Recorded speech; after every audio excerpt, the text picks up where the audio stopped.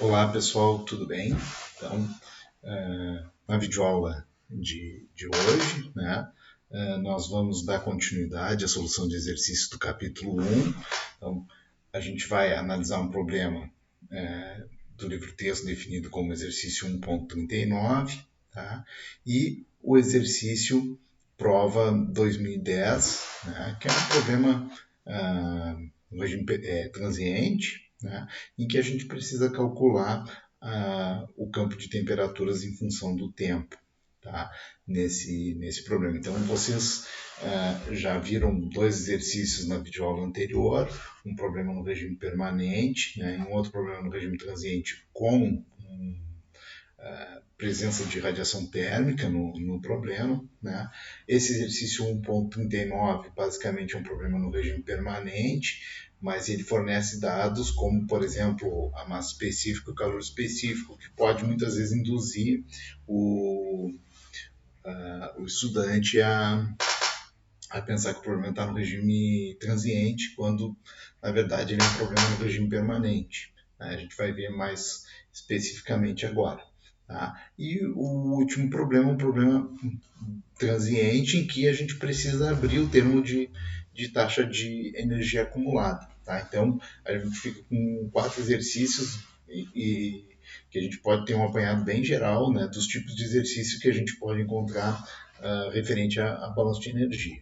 Tá? Então, o primeiro problema, né, exercício 1.39, tem o seguinte enunciado, né? Um secador de cabelos pode ser idealizado como um duto circular, através do qual um pequeno ventilador sopra ar ambiente e dentro do qual o ar é aquecido ao escoar sob uma resistência elétrica na forma de um fio helicoidal. Tá? Então, é um duto, tá? Tem um escoamento de ar que está entrando, só que o que acontece aqui, né? Como tem um escoamento que está entrando, tá? Ele carrega com ele uma quantidade de energia, então tem advecção aqui ingressando. Tá? Então tem um produto de uma vazão mássica vezes uma quantidade de energia específica, que seria a entalpia de entrada, a energia cinética específica de entrada e a energia potencial específica de entrada. Tá? Esse escoamento entra a uma determinada temperatura, passa por uma resistência, tá? Que vai aquecer esse fluido e ele sai por aqui, ele sai aqui na saída. Né?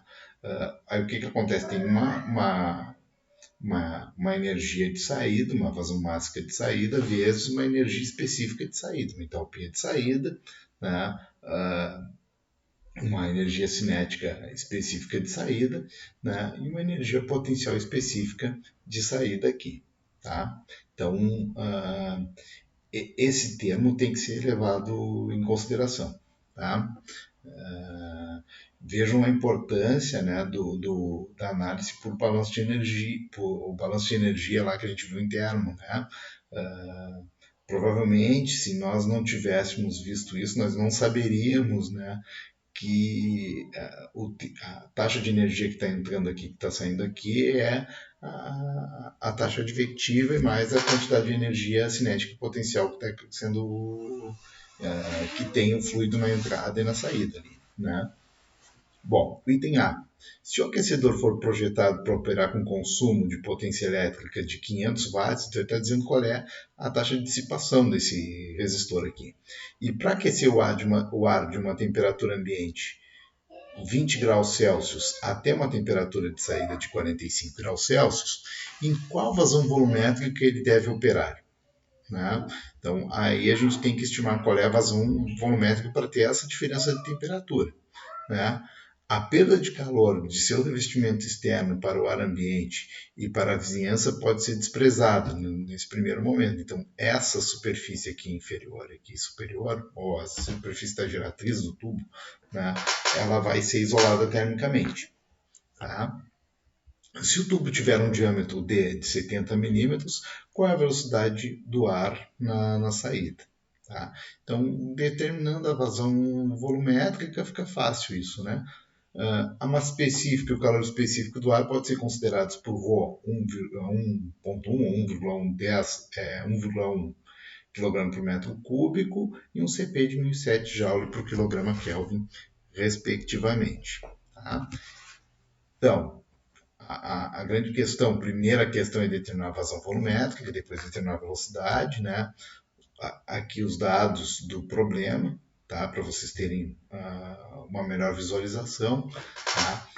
E as hipóteses simplificativas do problema. Primeiro, problema no regime permanente. Taxa de energia acumulada é igual a zero.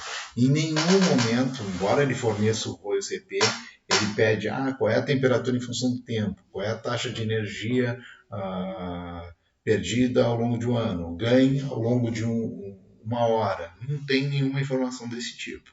Tá? Então, como não há dependência do tempo nesse problema, você já está realizando a análise com ele estabilizado, né, a gente vai assumir, né, que esse problema está no regime permanente. Mas e o Rho e o Cp? Bom, eles vão entrar no momento apropriado, principalmente porque tem essa questão da entrada aqui, né, do escoamento, vai ter uma entalpia de entrada e ela vai ser relacionada através do calor específico com um campo de temperaturas.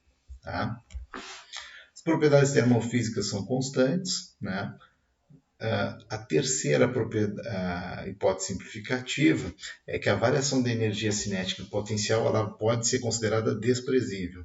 Tá? Então, a variação de velocidade aqui da entrada, né, para a saída não é relevante, né? E a variação de posição aqui também não é relevante. Então, a gente vai desconsiderar, né, qualquer variação de energia cinética e potencial. Tá? E o trabalho no ventilador vai ser também negligenciado. Não há um dado sobre isso. Vamos dizer que tivesse um dado fornecido. Né? Um ventilador ele vai realizar uma energia, né, da vizinhança sobre o sistema. Então, seria uma taxa de energia que está entrando, ou a gente incluiria aquele termo do menos, a taxa de realização do trabalho, e aplicaria a notação que a gente vê lá em termodinâmica. O trabalho está sendo realizado a vizinhança sobre o sistema, então seria negativo. Menos um determinado valor. Tá? Aqui, nesse balanço de energia, tá, nós definimos a fronteira do nosso sistema, ou do volume de controle, só na região do ar. Vejam que aqui está separado nessa região aqui, né? Isso aqui é o nosso sistema, o sistema está no ar, mas nós poderíamos fazer diferente. Poderíamos fazer um sistema em todo o duto, contemplando, né, essa resistência aqui, que estaria dissipando energia. Nesse caso, que a gente está considerando aqui, a resistência está fora do sistema.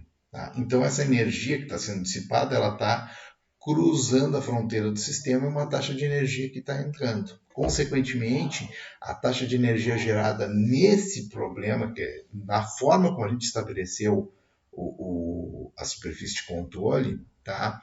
Ele é igual a zero. Tá? Caso nós tivéssemos uma definição de uma superfície de controle em que o sistema todo contemplasse a resistência, essa taxa de energia seria uma taxa de energia gerada, mas o resultado final seria o mesmo. Tá? Então, nesse problema, nós ficamos com uma taxa de energia entrando menos uma taxa de energia saindo igual a zero. Tá? Então, o balanço de energia simplificado fica dessa forma. Tá? Nessa figura aqui, vocês podem visualizar, né, as taxas de energia que estão entrando. Né? Então, aqui tem uma taxa de energia por advecção que está entrando aqui, né? A potência elétrica que também está entrando e essa taxa desse escoamento que está saindo, é uma taxa que está saindo. Né?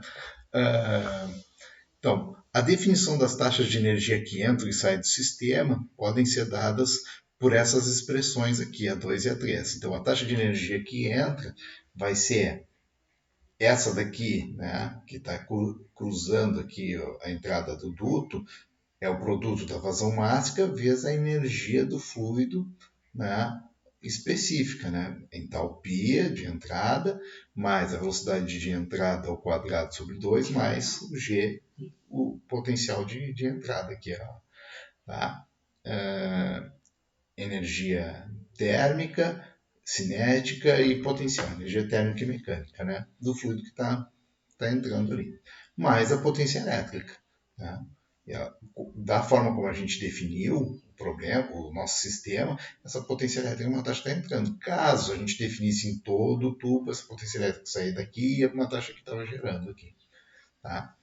Taxa de energia que sai, né, é dada pelo produto da vazão mágica vezes a entalpia do fluido na saída, velocidade ao quadrado sobre 2 e o G vezes o Z, S. Então nós vamos substituir as equações 2 e 3 na equação simplificada do balanço de energia, né? E a gente chega numa expressão dessa forma aqui, apresentada aqui.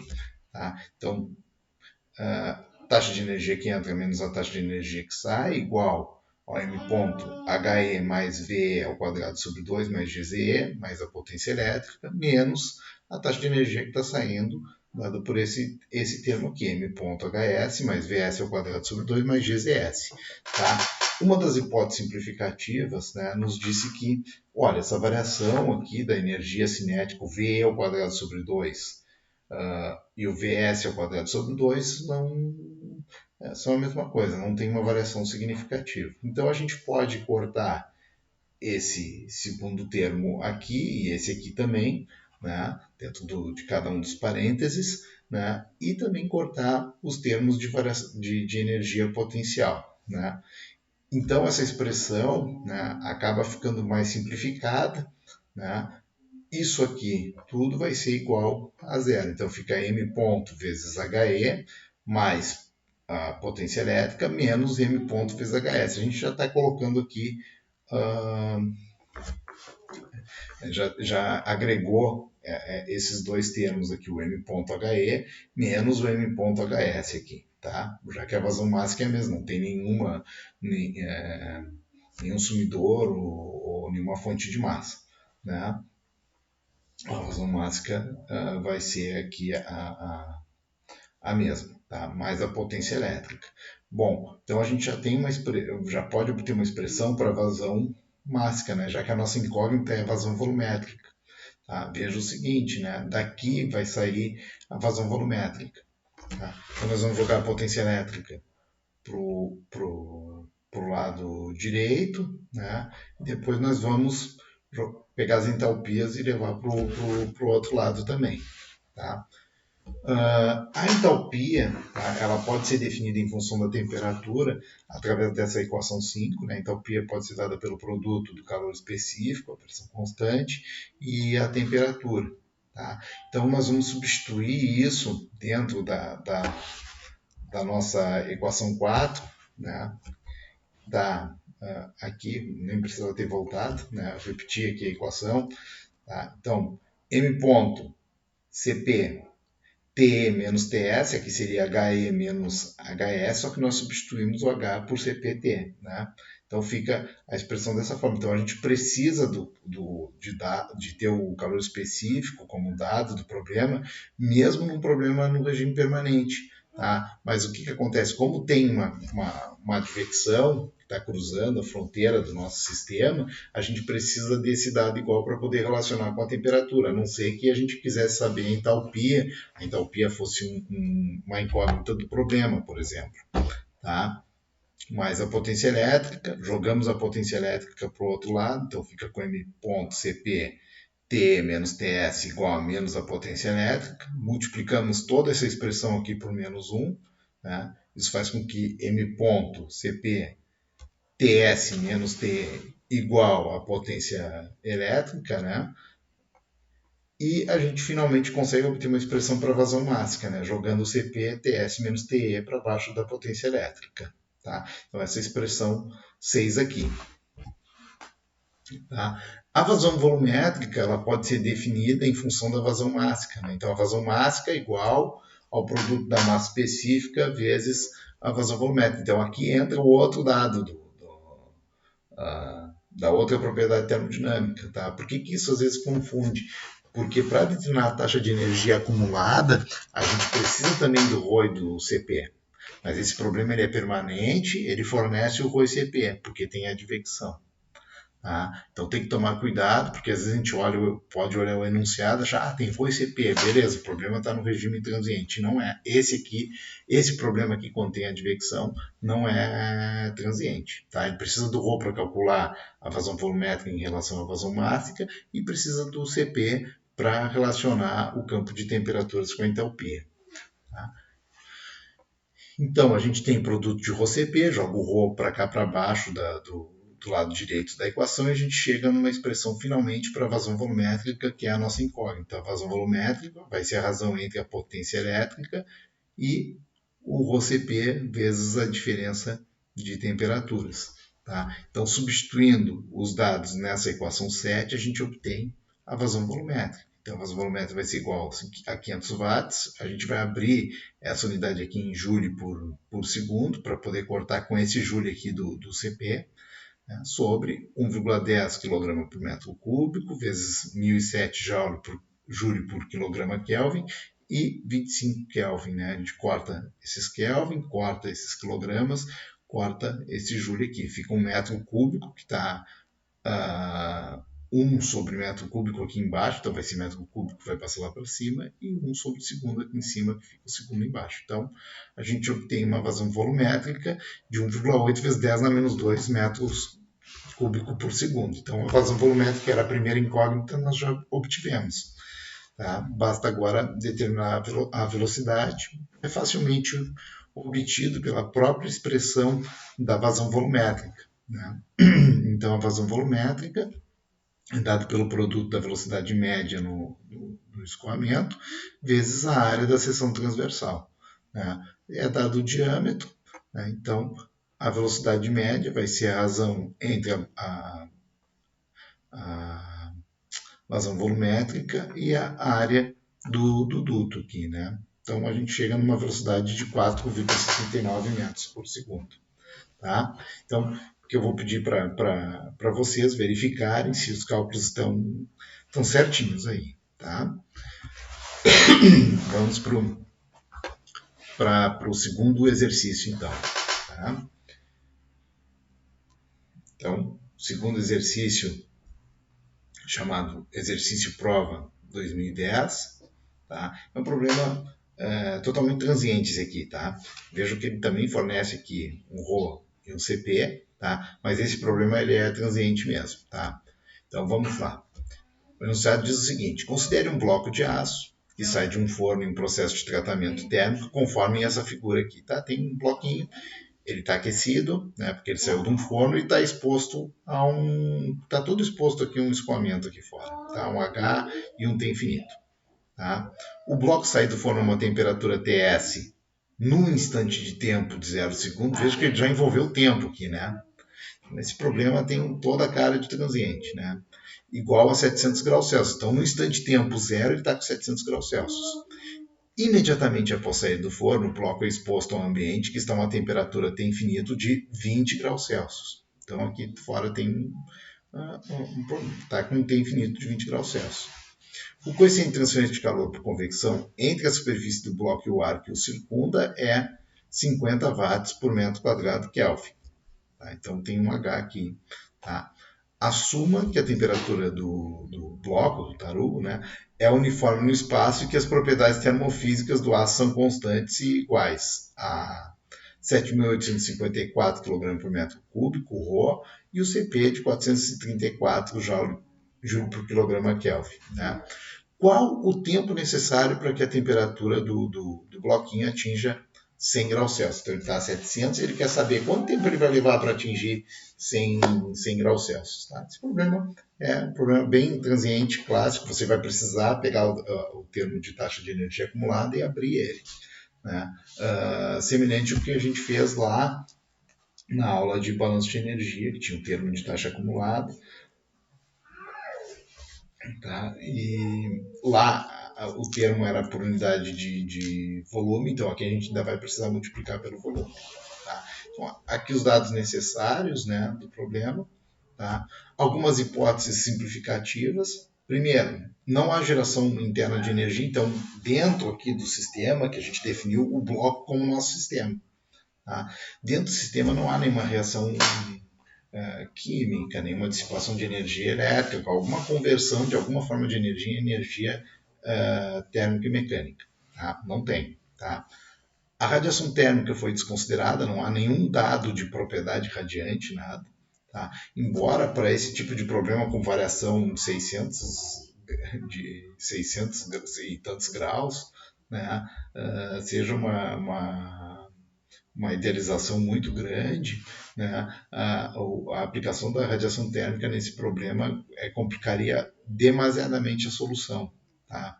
Então, o ideal nesse tipo de situação seria talvez resolver com alguma metodologia numérica, alguma coisa assim. Tá? Caso tivesse radiação térmica. Nesse caso aqui que a gente está idealizando, né, você consegue uma solução analítica. Né? 3. Temperatura constante em todo o domínio, ou seja, a gente está aplicando metacapacitância global. A gente está assumindo que, olha, no centro aqui do bloco a temperatura no início é 700 graus e na superfície também é 700 graus. Então não tem variação de temperaturas do miolo para a superfície. Tá? Então o balanço de energia, né, nesse problema vai ser dado pela taxa de energia acumulada, igual a taxa de energia que entra menos a taxa de energia que sai, mais a taxa de energia gerada. A primeira equação é sempre a mesma. Tá? Esse problema é transiente, então a taxa de energia acumulada não é simplificada. A taxa de energia que está entrando é simplificada porque é o seguinte, esse bloco está aquecido e ele só perde energia por convecção. Não tem nenhuma taxa de energia que está entrando cruzando essa fronteira do nosso sistema que nós estabelecemos. Tá? Principalmente pelo fato da radiação ser negligenciada. Se não fosse, ia ter uma taxa de energia sendo absorvida ou uma taxa líquida toda saindo e aí continuaríamos com esse valor aqui igual a zero, mas não porque a radiação foi negligenciada, mas sim por causa da forma como nós definimos a taxa radiante. Tá? Menos a taxa de energia que sai por convecção, então nós vamos ter que lançar a mão da equação constitutiva de Newton aqui, tá?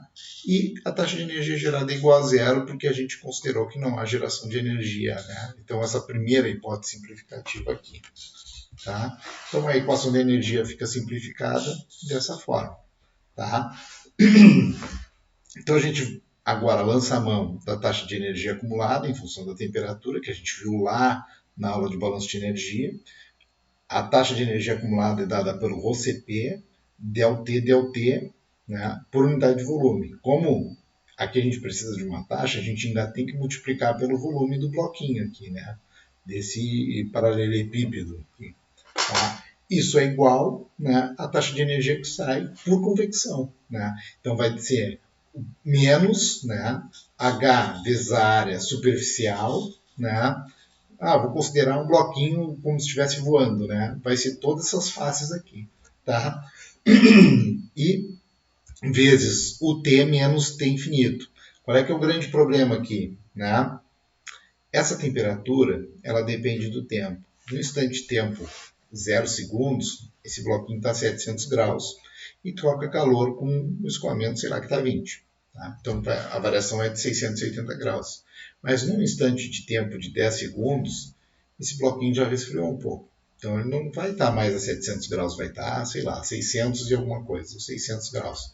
Então a taxa de transferência de calor em 10 segundos é menor do que em 0 segundos. Então a gente não pode simplesmente colocar a temperatura da superfície aqui e assumir um valor constante.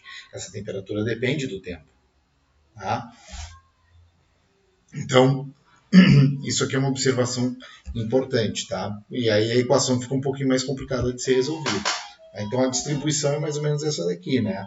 Tem um gráfico do tempo em função da temperatura, começa numa temperatura superficial, cai exponencialmente até estabilizar, né, ao longo do tempo. Tá? A gente pode reescrever essa equação aqui, né? A gente tinha uma derivada parcial e a gente está escrevendo como uma derivada ordinária agora. Por quê? Porque a temperatura depende só do tempo. Se a gente não assume o método de capacitância global, tem uma variação no espaço, a gente não poderia fazer esse tipo de situação. Tá? A gente teria que resolver o problema condutivo dentro do sólido ali. Seria bem mais complicado. Tá? Então, Nós temos aqui um DT, né? Nós simplesmente fizemos uma manipulação aqui, o DT de temperaturas. A gente precisa passar essa temperatura aqui para baixo aqui, porque esse cara tem uma dependência do tempo aqui. Então, fica DT T em função do tempo menos T infinito, igual a menos HAS. O Rho, CP e o V a gente joga para cá para baixo e o DT. Aí a gente vai fazer uma integração dos dois lados para obter uma expressão do campo de temperaturas em função do tempo. Tá? Muitas vezes o que complica aqui é a gente não lembrar como fazer esse processo de integral aqui. Tá? É uma integral de du sobre u, né? Que seria um logaritmo neperiano do u, o resultado. Né? Então a gente realiza o processo de integração, né, após estratificar as variáveis. Tá? Fica como essa expressão 4. E para resolver essa equação, a gente precisa. A gente pode fazer uma aplicação de mudança de variável, assumindo que o T menos T infinito é igual a um θ, tá? Que é a temperatura em excesso. Tá? Isso é uma das formas de se resolver essa equação. Vocês pegarem o livro do texto do Encropier, lá no capítulo 5, ele mostra como fazer essa solução do metacapacitância global aplicando essa mudança de variáveis. É muito comum se fazer isso. Nesse caso específico, vocês poderiam só integrar diretamente, considerando o U como T menos T infinito, e o du seria igual ao dt. Tá? A gente chega no mesmo resultado. A gente fez dessa forma aqui, mas vocês poderiam integrar diretamente. Tá? Então, a gente derivando, a gente aplicou uma mudança de variável, considerando que t menos t infinito é igual a θ, tá? E pegou essa equação 5 e derivou toda ela com relação ao tempo. Então, fica dθ dt igual a dt, em função do tempo, dtzinho, né, que é do tempo. Esse tzinho é o tempo e o t grande é a temperatura, né, menos o dt infinito dt, tá? Como o t infinito é uma constante, essa derivada em função do tempo é igual a zero. Então a gente pode assumir que dθ dt é igual a dt de temperatura dt. Tá? Então a gente pode substituir aqui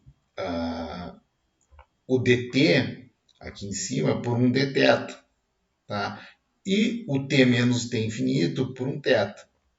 Tá? Só que os limites de integração aqui, ao invés de ser da temperatura inicial até a temperatura final, tem que ser do θ inicial até o θ final. Tá? E o θ inicial seria o T na temperatura de 0 segundo, menos o T infinito, seria 700 menos os 20. E o final seria no instante de tempo que a gente quer, no caso 100 segundos, que seria... na verdade, a gente quer saber o tempo, né? Então, o tempo a gente não tem, mas a gente tem a temperatura, que é 100 graus Celsius, né? Então, 100 graus Celsius menos o T infinito, tá? Isso é igual à integração no tempo, do tempo inicial até o tempo final, né? Desse termo todo aqui. Esse termo não muda, o que muda é esse aqui. E essa integração é que a gente acaba tendo mais dificuldade nesse exercício. Tá? A solução da equação 7 é dada por logaritmo neperiano de θ final sobre θ inicial menos HS, Rho CPV, T final, tempo final menos tempo inicial. Só que o tempo inicial é igual a zero, então só fica o tempo final. E aí a gente pode isolar a variável tempo, leva o Rho CP e o V para lá, o H, o AS para cá e o menos também. Né? E a gente obtém essa expressão aqui, 8. Então, o tempo final vai ser menos ρCpVHAS, logaritmo neperiano θS sobre θ final. Aí o cara já olha aquele sinal negativo, já se apavora, né? Putz, vai ser um tempo negativo, tá errado. Não, gente. O que acontece? O logaritmo neperiano de valores menores do que 1, né, vai ser um valor negativo. Então, eles vão se compensar aqui. Tá? Então, calculando volume, área, substituindo as variáveis na equação 8, a gente obtém o tempo para a temperatura final de 100 graus Celsius. Então, o volume, eu considerei o volume de todo o bloquinho lá, né? a altura, a profundidade e o comprimento. Tá? E a área superficial eu considerei 4 vezes aquela área lateral e as duas tampinhas. Meu problema está voando aqui. Tá? O que eu recomendo para vocês num exercício de prova, por exemplo? Vocês, estou assumindo tal área superficial, né? Porque aí fica fácil entender o que vocês consideraram, e aí está tudo certo. Né? O cálculo do tempo final para a temperatura de 100 graus Celsius, então vai ser o tempo igual a menos o ρ, 7.854 kg por metro cúbico, o Cp, 434 joule por quilograma Kelvin, o volume, 7,5 vezes 10 a menos 3 metros cúbicos, o H de 50 watt por metro quadrado Kelvin e a área superficial de 0,650. Tudo isso vezes o logaritmo neperiano de 80 por 680. Tá? Esses caras se cortam aqui, né? Esse valor aqui dá um valor negativo, né? A gente consegue cortar esse metro cúbico com esse, quilograma com quilograma, o joule com o joule aqui debaixo do watt, né? Fica o segundo é a única coisa que acaba sobrando, né? Esses metros cúbicos se cortam e esses Kelvin se cortam. Então fica só segundo, 1 sobre segundo aqui embaixo, que o segundo passa lá para cima. Né? Isso deu um valor de 1808 segundos por tempo de 100 segundos. O que eu sugiro para vocês refazerem esse cálculo e tentarem montar uma planilha eletrônica com cálculo de temperatura para plotarem esse gráfico aqui. Peguem então a equação 8, né, e joguem os dados, né, na planilha para mostrar aquela curva da temperatura em função do tempo. Tá? Então, por hoje era isso. Agradeço a todos pela atenção e até a próxima videoaula.